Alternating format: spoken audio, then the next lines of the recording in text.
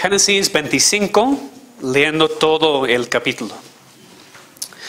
Abraham tomó otra mujer, cuyo nombre era Setura, la cual le dio a luz a Simram, Joksán, Medán, Madián, Isbac y Sua. Y Joksán engendró a Seba y a Dedán. E hijos de Dedán fueron Asurim, Letusim y Leumim. E hijos de Madián, Efa, Efer, Anok, Abida y Elda. Todos esos fueron hijos de Setura. Y Abraham dio todo cuanto tenía a Isaac. Pero los hijos de sus concubinas dio Abraham dones y los envió lejos de Isaac su hijo, mientras él bebía hacia el oriente, a la tierra oriental. Esos fueron los días que vivió Abraham, 175 años. Y exhaló el espíritu, y murió Abraham en buena vejez, anciano y lleno de años, y fue unido a su pueblo. Y lo sepultaron Isaac e Ismael, sus hijos, en la cueva de Macpela, en la heredad de Efrón, hijo de Zoar Eteo, que está enfrente de Mamre. Heredad que compró Abraham de los hijos de Et. Allí fue sepultado Abraham y Sara su mujer. Y sucedió después de muerto Abraham, que Dios bendijo a Isaac, su hijo, y habitó Isaac junto al pozo del viviente que me ve. Esos son los descendientes de Ismael, hijo de Abraham, a quien le dio a luz Agar egipcia, sierva de Sara. Esos pues son los nombres de los hijos de Ismael, nombrados en el orden de su nacimiento. El primogénito de Ismael, Nebaot, luego Cedar, Ebeel, Mibsam, Misma, Duma, Masa, Adar, Tema, Getur, Nafis y Sedema. Esos son los hijos de Ismael, y esos sus nombres, por sus vías y por sus campamentos, 12 príncipes por sus familias. Y esos fueron los años de la vida de Ismael, 137 años. Y exhaló el espíritu de Ismael y murió y fue unido a su pueblo. Y habitaron desde Avila hasta Shur, que está enfrente de Egipto, viniendo a Siria, y murió en presencia de todos sus hermanos. Esos son los descendientes de Isaac, hijo de Abraham. Abraham engendró a Isaac, y era Isaac de 40 años cuando tomó por mujer a Rebeca, hija de Betuel, arameo de Padán Aram, hermana de Labán, arameo. Y oró Isaac a Jehová por su mujer, que era estéril, y lo aceptó Jehová, y concibió Rebeca su mujer. Y los hijos luchaban dentro de ella, y dijo: si es así, ¿para qué vivo yo? Y fue a consultar a Jehová. Y le respondió Jehová: 2 naciones hay en tu seno, y 2 pueblos serán divididos desde tus entrañas. Un pueblo será más fuerte que el otro pueblo, y el mayor servirá al menor. Cuando se cumplieron sus días para dar luz, aquí había gemelos en su vientre. Y salió el primero rubio, y era todo velludo, como una pelliza, y llamaron su nombre Esaú. Después salió su hermano, trabada su mano al calcañar de Esaú, y fue llamado su nombre Jacob. Y era Isaac de edad de 60 años, cuando ella los dio a luz. Y crecieron los niños. Y Esaú fue diestro en la casa, hombre del campo. Pero Jacob era varón quieto, que habitaba en tiendas. Y amó Isaac a Esaú, porque comía de su casa, mas Rebeca amaba a Jacob. Y guisó Jacob un potaje, y volviendo Esaú del campo, cansado, dijo a Jacob: te ruego que me des a comer de ese guiso rojo, pues estoy muy cansado. Por tanto fue llamado su nombre Edom. Y Jacob respondió: véndeme en ese día tu primogenitura. Entonces dijo Esaú: y aquí yo me voy a morir. ¿Para qué pues me servirá la primogenitura? Y dijo Jacob: júramelo en este día. Y él le juró, y vendió a Jacob su primogenitura. Entonces Jacob dio a Esaú pan y del guisado de las lentejas. Y él comió y bebió, y se levantó y se fue. Así menospreció Esaú la primogenitura. Ya llegamos al final de la vida de Abraham. Este gran hombre de fe, este gran ejemplo para nosotros de la fe que un creyente puede tener en su Dios. Hemos visto sus fallas también, sus pecados, que no siempre vivió en fe, pero en general su vida fue caracterizada por la fe. Y esta confianza que él tuvo en Dios puede y debería ser nuestra también. En este capítulo, al final de su vida, podemos ver los resultados finales de su fe, de su confianza en Dios. Nos dice en versículo 1 que se casó otra vez, después de la muerte de Sara, que tuvo 6 hijos más, así cumpliendo aún más la promesa de Dios de una descendencia que sería mucha, como los granizos en la playa, como las estrellas en el cielo. Eso vemos aún más en los versículos 12 a 18, cuando enlista la descendencia de Ismael. Uno puede decir, ¿por qué tanta genealogía otra vez? ¿Por qué leemos otra vez genealogía? Por esa razón, demostrando que Jacob, no solamente por medio de Abraham, no solamente por medio de Isaac, sino también por medio de Ismael y sus 6 hijos por Setura, su segunda esposa, iba a tener una descendencia muy grande, exactamente como Dios le había prometido. Vemos aún al final de la vida de Abraham que Dios estaba cumpliendo su palabra en su vida. Pero vemos que aunque Abraham tuvo más hijos, recordó bien que la descendencia iba a venir por medio de Isaac, el hijo prometido, el hijo del pacto. Por eso dice el versículo 5, Abraham dio todo cuanto tenía a Isaac. No significa que él olvidó sus otros hijos, dice que les mandó fuera, pero con dones, dice. Abraham no actuó mal para con sus otros hijos, para nada. Pero la Biblia enfatiza que Abraham recordó bien que por Isaac será llamado tu descendencia. Aún al final de su vida, Abraham estaba viviendo en fe. Así Abraham, dice, murió en buena vejez, anciano, lleno de años, y fue unido a su pueblo. Pues ya dejamos la historia de Abraham con buena conclusión. Vivió en fe, murió en fe, y fue reunido a su pueblo con Dios.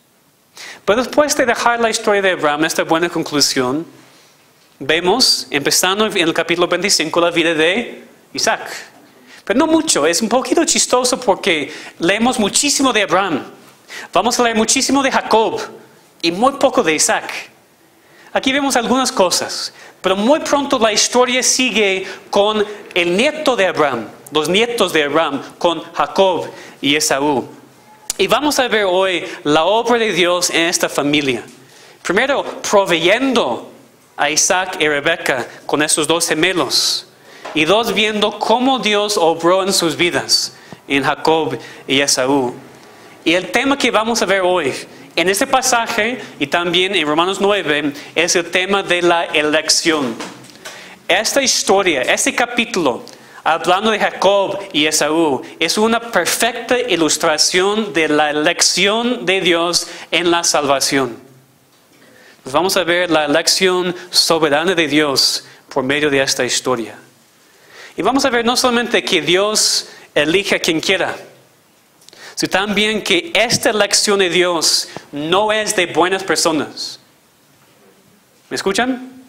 La elección de Dios no es de buenas personas. ¿Por qué? Porque las buenas personas no existen. No hay ninguna. Dios no elige basando en cómo somos, en nuestras obras, en nuestras personalidades, en nuestro carácter. Dios nos elige a pesar de nuestros pecados y mal carácter y problemas. Ni Esaú ni Jacob actuó bien en esta historia. Y por eso vemos que la elección de Dios es soberana y no depende de nosotros para nada, ni nuestras obras, ni nuestro carácter, ni nuestras decisiones.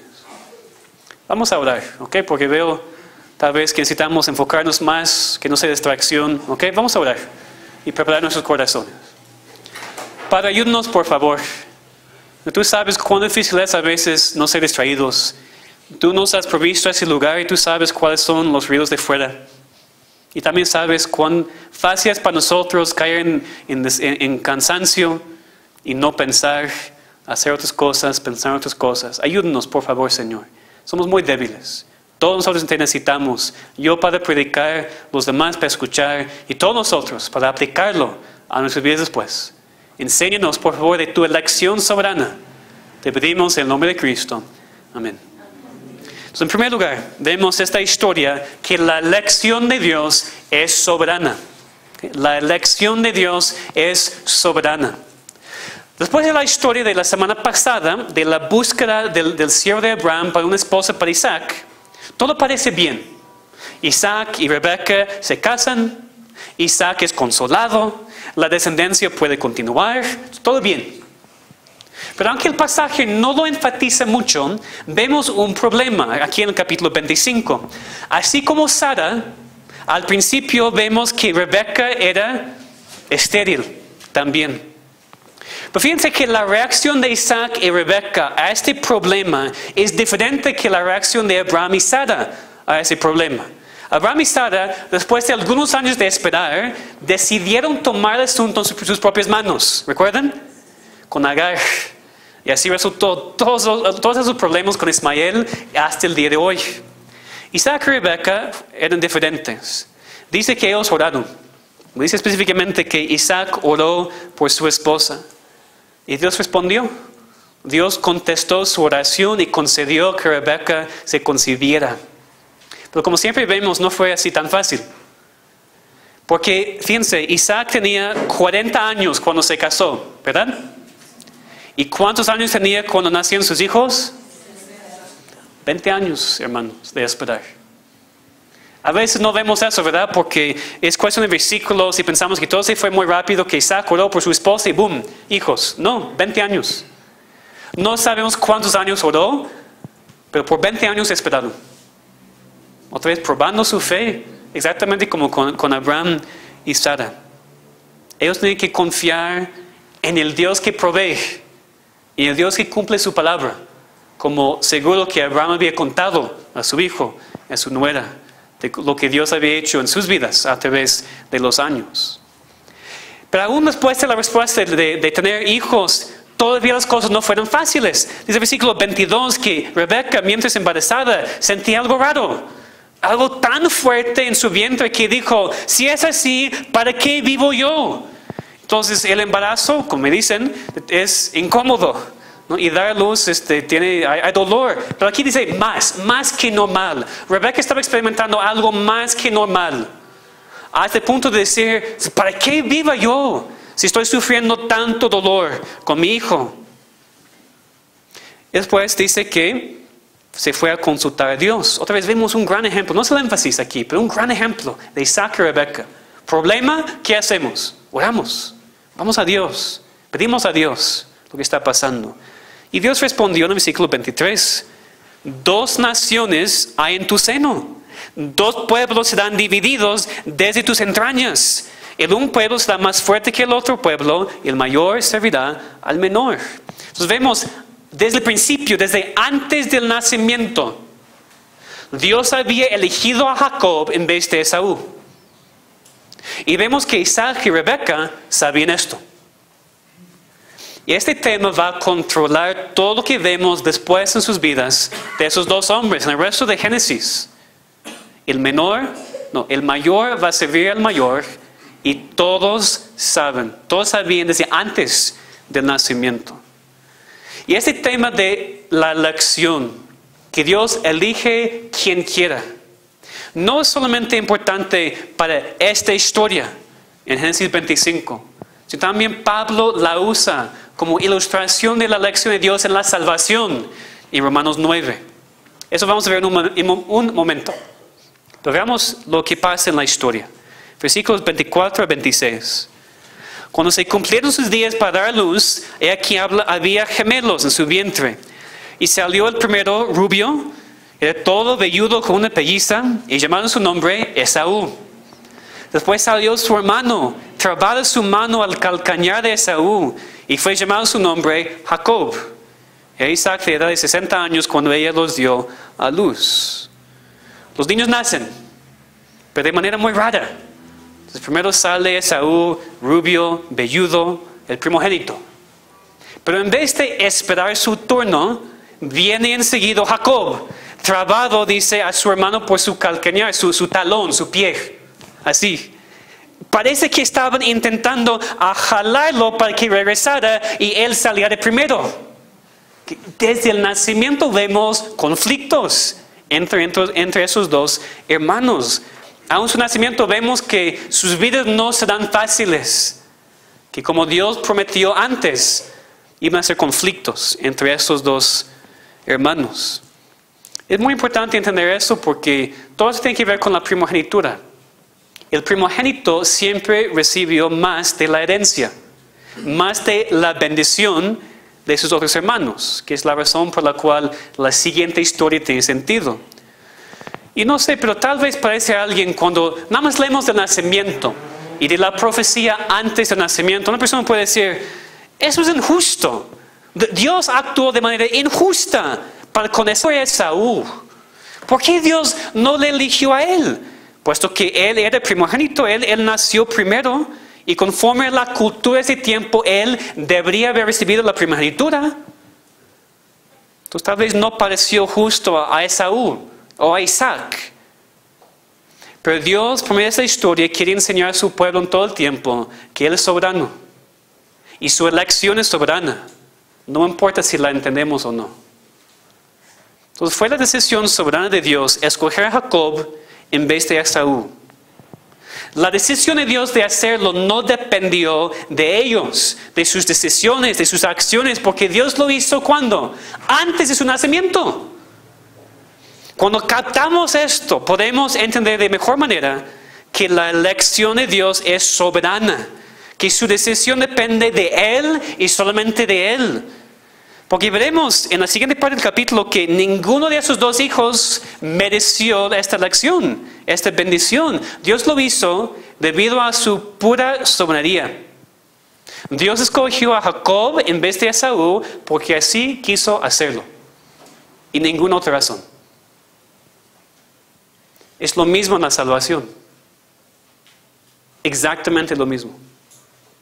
La elección de Dios, de quien quiere salvar, depende de su pura soberanía, misericordia y nada más. Por eso Pablo nos enseña tan claramente en Romanos 9. Vamos a leer esto, ¿ok? Todos juntos en Romanos 9, versículos 10 a 13. En Romanos 9 hay muchísimo que estudiar. Pues vamos nada más a enfocarnos en los versículos que tienen que ver también con esta historia que estamos estudiando. Todos con sus Biblias, todos.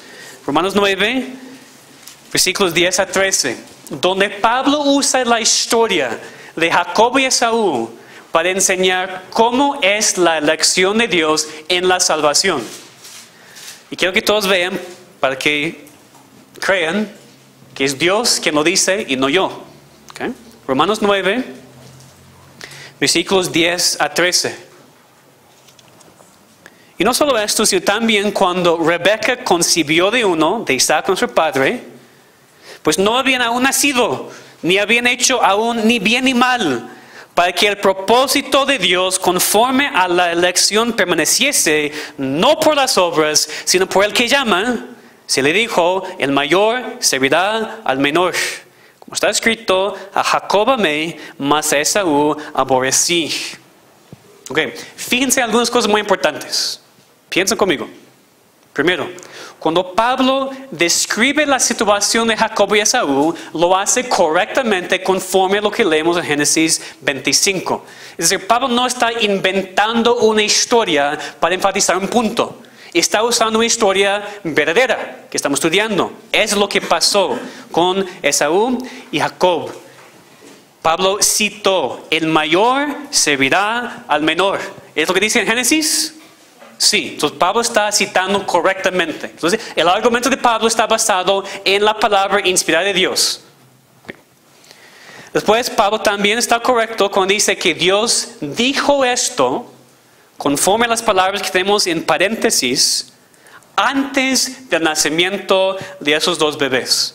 Pablo dice, ellos todavía no habían aún nacido, no habían hecho ni bien ni mal, y aún así Dios escogió uno en vez del otro. Pablo está enfatizando, la elección es soberana porque Dios lo hace antes de que la persona nacida haga cualquier cosa. Pero lo importante es lo que Pablo enfatiza.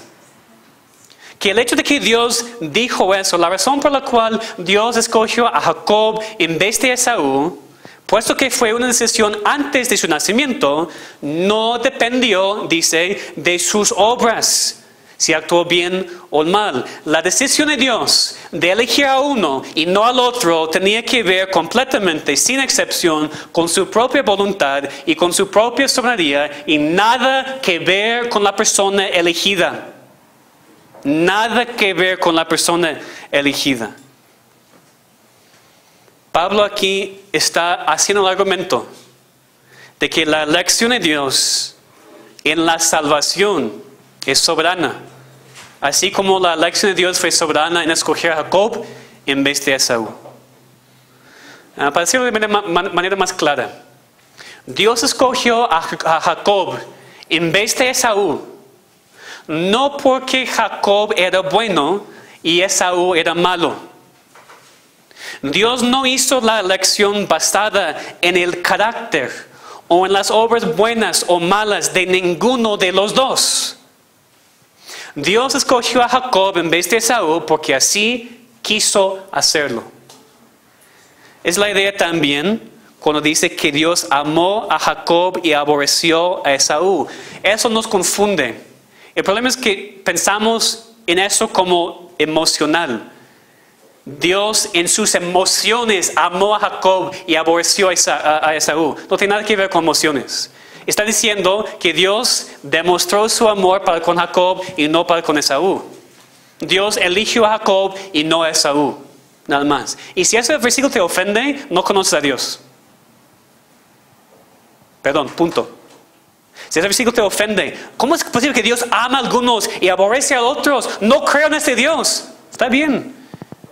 Pero Dios es así. Si tú lo crees o no, no importa. La Biblia lo dice. Ustedes, no sé, si van a otra iglesia y el pastor está predicando por medio de Romanos, a veces creo que brinquen el capítulo 9. Porque va en contra de todo lo que predican en otros momentos. Pero Romanos 9 está en la palabra de Dios, lo que dice la verdad, entonces tenemos que creerlo. Tú dices, no entiendo. Ok, está bien. Es la fe. Creer, aun cuando no entendemos. Estamos alentándonos un poquito. Entonces la idea aquí es que Dios eligió a Jacob y no a Esaú, no debido a sus acciones o falta de acciones, sino dependiendo solamente en su pura soberanía. Y la historia de Esaú y Jacob en Génesis 25 creo que es muy claro. Porque Dios no decidió escoger a Jacob y no a Esaú cuando tenían 5 años, o 15 años, o 50 años, sino otra vez antes de su nacimiento, para demostrar claramente, sin lugar para duda alguna, que su elección no dependió para nada de las obras o carácter o decisiones de esos dos hermanos. Dios lo hizo antes de su nacimiento para que aprendamos nosotros que su decisión es soberana y basada únicamente en lo que Él quiere hacer. Y así como Dios eligió a Jacob antes de su nacimiento para ser su hijo y continuar la línea por la cual iba a venir Cristo, Dios sigue eligiendo a su pueblo hoy en día también. O sea, Dios lo ha hecho y tenemos que creer en lo que ha hecho. Dios, por su pura soberanía, decide quién va a salvar. No la basa en nosotros y quiénes somos y lo que hacemos o no hacemos. La elección depende de Dios y nada más. Eso es muy claro cuando leemos en Efesios 1. Así como Dios eligió a Jacob antes de su nacimiento para demostrar su soberanía. En Efesios 1, versículo 4 dice que Dios nos escogió en Él antes de la fundación del mundo. ¿Tú lo crees? ¿Lo crees? Dios no elige a nadie durante su vida. Dios no decide a salvar a alguien en un momento en tiempo. Dios ha hecho su decisión. Dios ha hecho su elección antes de que creara este mundo. Y por eso es tan obvio que la salvación no puede ser por obras. ¿Cómo puede ser por obras? Tu salvación no depende de lo que haces o no haces. Dios ha elegido a su pueblo. Punto. Así que no somos salvos por obras. Las obras no son la base por la cual Dios salva. Esa es una aplicación importantísima para nuestro país, para nuestra ciudad, para nuestra cultura aquí. Es la aplicación importantísima para cualquier persona aquí que tal vez todavía está confundida en cuanto a lo que Dios requiere para la salvación. Es la pregunta muchas veces, ¿no? Una persona dice, yo voy a la iglesia, dime pastor, ¿qué requiere Dios para que yo sea salvo? ¿Qué tengo que hacer? Tal vez tú tienes la duda, ¿he hecho lo suficiente para que Dios me aceptaría en el cielo y me daría la salvación? Tal vez todavía no sabes, tal vez estás confundido, tal vez estás luchando en tu corazón. ¿He hecho lo suficiente? La Biblia dice que Dios no requiere nada de ti. Nada. Nada. Como digo a veces con broma, tal vez eso no es lo que tus abuelos te enseñaron, ¿no? Eso no es lo que la cultura mexicana cree. La Iglesia Católica enseña algo completamente opuesto. Pero seguimos la Biblia, no los abuelos, la familia, ni cualquier iglesia, sino solamente la palabra de Dios. No es cuestión de hacer suficientes obras para ser salvo. No es cuestión de dejar de hacer ciertas cosas y Dios te va a aceptar. No. Dios no quiere nada de tus obras. Nada más quiere que reconozcas tus pecados, que te arrepientas de ellos y crees en su Hijo Jesucristo que murió por ti.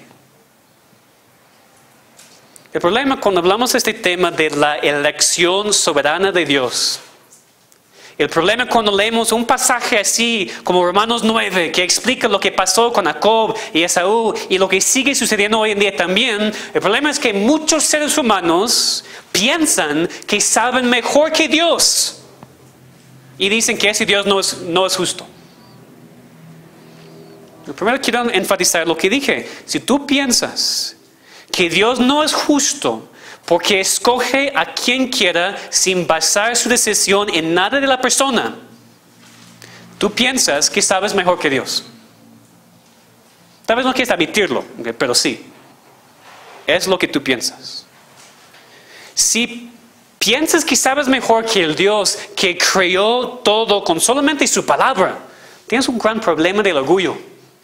Y necesitas humillarte ante Él, confesando que tú no sabes nada y que necesitas aceptar su voluntad y su plan.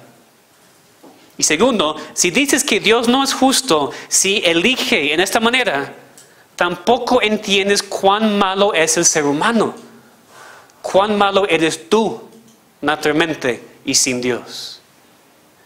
Porque es la verdad, escúchame bien, es la verdad de que Dios no es justo para salvar a algunos y no a otros. Es la verdad. Dios no es justo hacerlo. Dios solamente sería justo si condenara a todos y no salvara a nadie.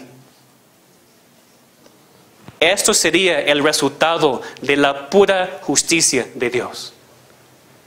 Y debemos darle gracias que no actúa de esta manera, sino que en vez de actuar para con nosotros solamente en justicia, Él es misericordioso para no darnos lo que merecemos, para salvar a algunos que no lo merecen.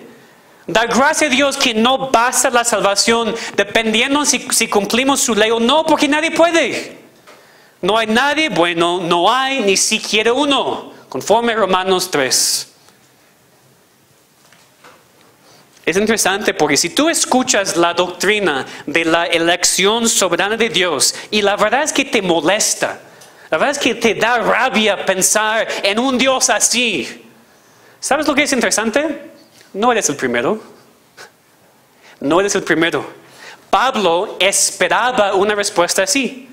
Pablo esperaba que algunos iban a leer versículos 10 a 13 de su pasaje y estar ofendidos por un Dios que elige de esta manera. Y por eso, si todavía están en Romanos 9, necesitamos leer los versículos 14 y 16.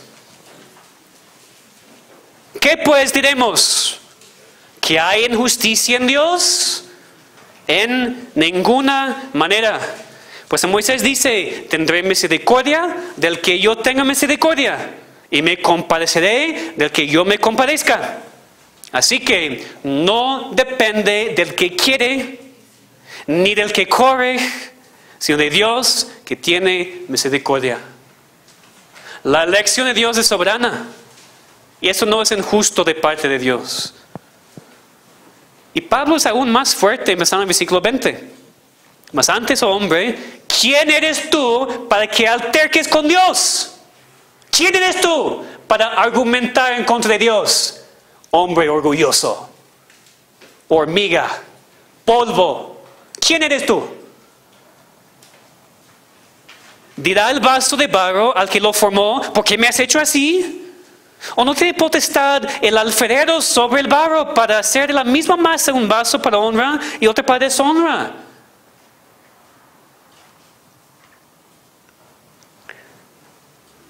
Es decir, la doctrina de la elección es una doctrina que el ser humano naturalmente no quiere recibir.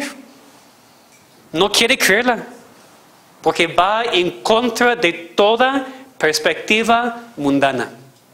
¿Qué dice el mundo? Tú mereces esto. Mereces una vida feliz. No lo mereces. Mereces el infierno. No mereces una vida feliz. Eres malo sin Cristo. Entonces el mundo enfatiza tanto lo que mereces, lo que mereces, lo que mereces. Gracias a Dios, Él no nos da lo que merecemos. Sino es misericordioso para con nosotros. Nos elige a pesar de nuestros pecados y malas decisiones y grandes problemas. Si no creemos en un Dios que elige soberanamente, sin tomar en cuenta el ser humano, no creemos en el Dios de la Biblia. Piénsalo. Pues yo entiendo, muchas personas vienen a iglesias y nunca han escuchado una prédica de Romanos 9 en su vida. Muchas personas vienen a esta iglesia y nunca han escuchado ni una vez qué es la elección y vienen y están ofendidos. Pero compara lo que escuchas con la palabra. No me crees a mí, eso no es importante. Lee tu Biblia. ¿Qué dice? Si tu Dios, el Dios a quien adoras, el Dios en tu mente, es un Dios, no es un Dios que elige soberanamente. Si es un Dios que elige dependiendo de lo que tú haces o no haces, tu Dios es falso. Exactamente como que tú tuvieras un ídolo en tu casa. Es lo mismo. Tienes un ídolo en tu mente. Dios elige soberanamente. No depende de nada de nosotros. Si regresamos al capítulo 25 de Génesis, podemos ver esto más. Podemos ver la soberanía de la elección de Dios ilustrada en la historia al final del capítulo 25. Vamos a ver que la elección de Dios no depende de las obras de la persona elegida, que es lo que ya hemos visto, pero aquí vamos a verlo ilustrado en esta historia.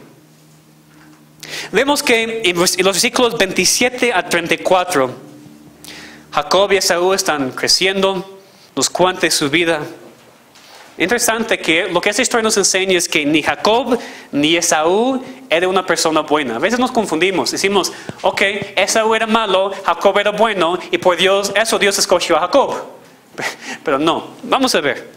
Esa historia ilustra perfectamente que la elección de Dios no depende de las obras, ni las decisiones, ni el carácter de la persona elegida. Dice aquí que Esaú era hombre de campo, cazador, amado mucho por su padre. Mientras Jacob era un hombre más quieto, que le gustó estar en la tienda, amado mucho por su madre. Nos dice que un día Jacob estaba sentado preparando una comida, dice un potaje. Después dice una comida de lentejas. Está preparando la comida cuando viene Esaú del campo, cansado, sudando, agotado con el trabajo del día. Y Esaú dice a su hermano: te ruego que me des a comer de ese guiso rojo, pues estoy muy cansado. Una petición normal, de hermano a hermano. Hermano, ayúdame, dame algo de la comida. Y fíjense en cómo Jacob respondió: véndeme en ese día tu primogenitura. ¿Qué tiene que ver Jacob? O sea, ¿qué tiene que ver la primogenitura con la necesidad de tu hermano de comer? Pues nada. Pero así fue Jacob, astuto, manipulador. Es obvio que en esta historia Jacob no está actuando bien. O sea, no podemos leer esta historia y decir, sí, entiendo por qué Dios escogió a Jacob en vez de a Esaú, porque Jacob era un hombre muy espiritual, amó mucho a su hermano, sacrificó sus cosas para su hermano. Para nada, lo opuesto. Jacob aquí actuó muy mal. De hecho, cuando Esaú estaba de acuerdo, Jacob quiere sellar bien el pacto. ¡Júramelo en este día! Increíble, ¿no? Entonces, claro que Dios no escogió a Jacob por ser buena persona, porque Jacob no era buena persona. Jacob no actuó de mejor manera que su hermano. De hecho, si solamente consideráramos esta historia, humanamente hablando, no podríamos entender por qué Dios escogió a Jacob, este hombre tan malo y pecador. Obviamente, Jacob sí había sido prometido la primogenitura. Y tal vez su papá estaba tratando a Esaú mejor que a Jacob. Tal vez Jacob pensaba que no, mi papá no va a darme la herencia como Dios ha dicho. No sabemos. Pero aun si fuera la verdad, aun si fueran así los pensamientos de Jacob, de todos modos no provee ninguna excusa para lo que Jacob hizo aquí. No podemos justificar a Jacob diciendo que él sabía que Dios le iba a dar la primogenitura y por eso actuó así.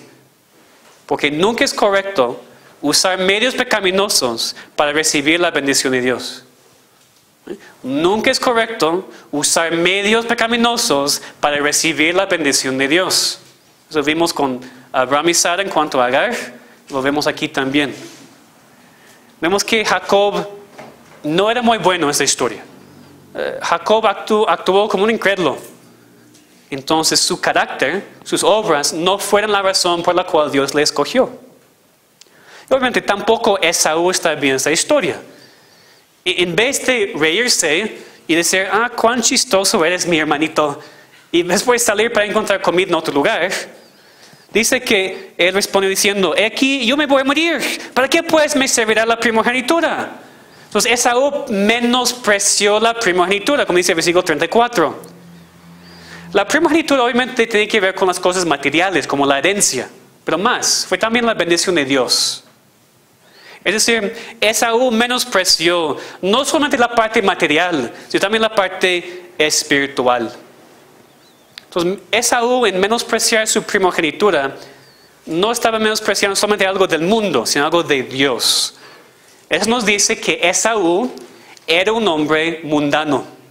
Esaú era un hombre profano, dice Hebreos 12:16, que significa alguien con su enfoque en las cosas temporales y materiales de este mundo. Eso tal vez no es la manera en la cual usamos la palabra hoy en día, pero profano es mundano. Tu enfoque es las cosas del mundo en vez de las cosas de Dios. Y no es coincidencia que la Biblia habla de Esaú en Hebreos 12. Hebreos 12 es el capítulo después de Hebreos 11. Hebreos 11 es el capítulo de la fe, ¿verdad? La lista, Abraham, todos esos, Sara, Isaac, toda la lista de personas que vivieron por la fe. Siguiente capítulo, Hebreos 12. En contraste, Esaú era hombre profano, mundano. Esaú no era hombre de fe. Esaú era hombre del mundo. Y por eso menospreció su primogenitura. Las bendiciones de Dios no eran tan importantes para él como su necesidad en el momento. Y necesitamos entender que Esaú no estaba al punto de morir, a pesar de lo que dijo. Como hombre del campo, seguro pudiera haber encontrado algo para sobrevivir. O por lo menos pudiera haber preguntado a otra persona en la tienda por parte de su comida.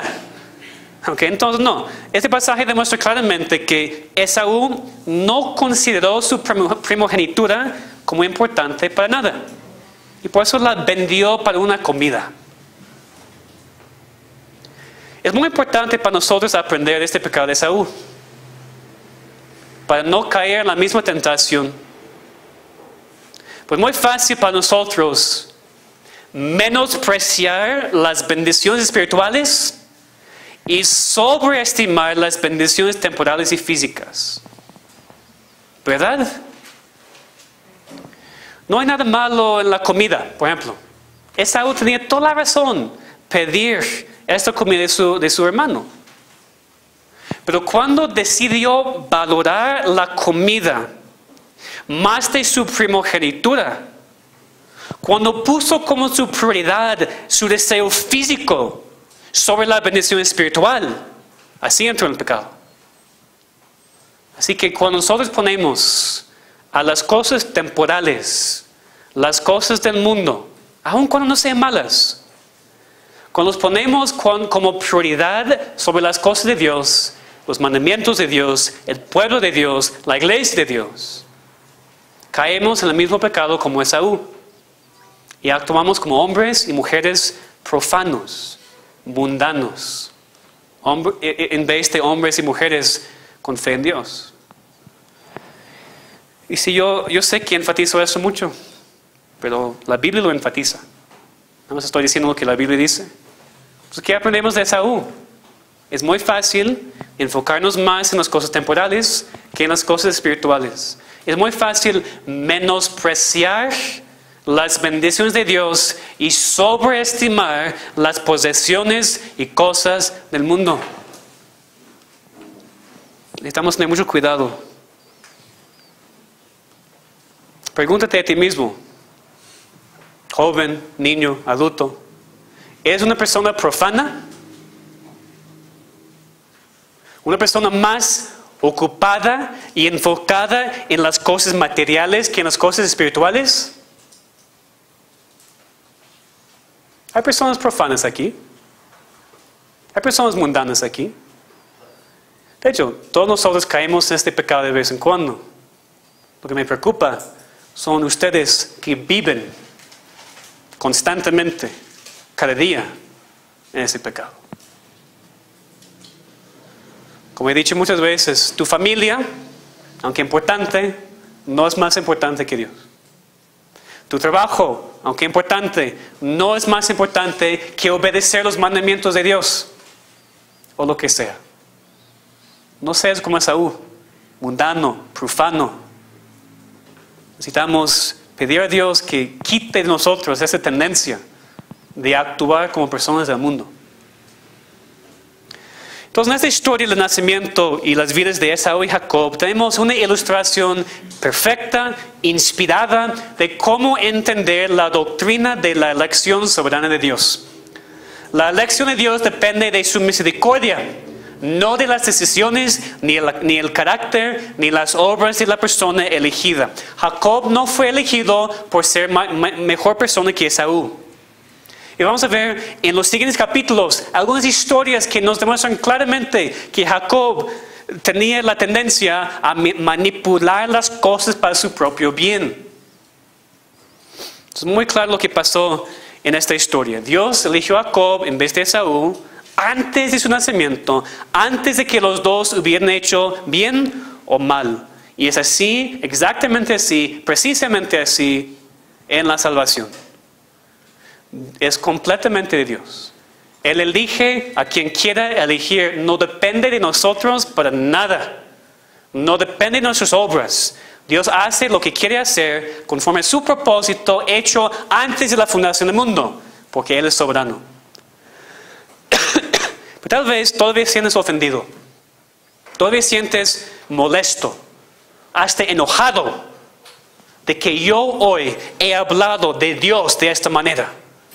Un Dios que escoge basado en nada que hacemos, solamente su voluntad perfecta y soberana. Como dije, este Dios no es predicado en la mayoría de las iglesias hoy en día. Hay muchas iglesias que reclaman ser cristianas evangélicas. Entonces, tal vez por eso no te gusta un Dios así. Pues no me gusta un Dios así. Tal vez estás listo de salir de esta iglesia hoy y nunca regresar. Porque dices, ¿cómo es posible que me quieres decir que crees en un Dios que escoge a algunos y no a otros? ¿Cómo es posible que crees que nuestro estado eterno y nuestra posición ante Dios no depende de nada en absoluto de lo que hacemos o no hacemos? Este tipo de Dios es injusto. Adiós. No voy a regresar a esta iglesia. Tal vez alguien piensa así. Pero primero recuerda lo que dice Romanos 9. No somos nadie para argumentar en contra de Dios y lo que he dicho y lo que he hecho. No tenemos derecho. Segundo, en Romanos 3 leemos que todos son malos sin la salvación. Sin Cristo no existe la persona buena. Literalmente no existe. Esto quiero enfatizar, ¿no? Porque en cualquier otro lugar donde ustedes vayan no van a escuchar eso. Sin Cristo nadie es bueno. No, pero mi abuela es buena persona. Siempre sacrifica, me da comida, me da dinero. Perdón, sin Cristo es una persona mala. Como yo, como tú, como cualquier persona. No hay excepción, ninguna. Todos necesitan a Cristo o van a recibir lo que justamente merecen. El infierno para siempre. Solamente Dios tiene el derecho de elegir a una persona para ser su hijo. Si estás confiando en la justicia de Dios para salvarte, estás equivocado. Nada más va a condenarte. Si estás confiando en tus obras para estar bien con Dios, no estás bien. Nada más Dios dice, reconoce tu pecado, arrepiéntete, créeme y serás salvo. Así que quiero enfatizar otra vez cuán necesario es que cada persona aquí entienda, ya seas niño o joven o adulto, que tus obras no te pueden salvar. Dios no va a decidir salvarte o no dependiendo en si actúas de manera buena o mala. Pues es de gran gozo y ánimo, porque naturalmente actuamos de manera mala. Y no queremos que Dios nos juzgue conforme a nuestras obras. Gracias a Dios, cuando nos salva, nos juzga conforme a las obras de su Hijo.